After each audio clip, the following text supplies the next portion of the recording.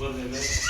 म्हणजे जे काही आदिवासी आपले गाव आहे त्याच्या गावात पासून म्हणजे गावाचा पूर्व तशा गावात काही आदिवासी समाजाची एक रूढी परंपरा ते त्याच्यावर काम करायचं. जल जंगल जमीन आणि पायाभूत ज्या सुविधा आहेत गावामध्ये त्या 5 घटकांवर आपल्याला तारखा जमायचं आहे.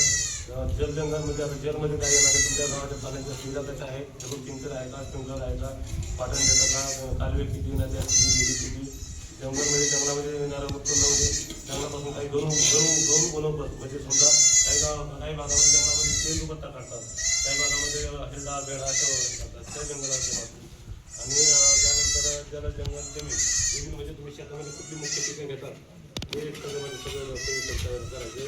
आणि हा आराखडा केंद्र शासनाला आपल्याला सादर करायचा आहे. हे आजच्या आज आपल्याला ही ग्रामसभा ऑनलाईन अपलोड करून हा आराखडा तुमचा जे काही बेसिक गरजा समजा आवश्यक आहेत तर तुम्ही आज सुचवायच्यात त्याप्रमाणे आपण ते आराखडा ऑनलाईन करणार आहोत. तर त्यासाठी आपण ही ग्रामसभा आयोजित केली आहे.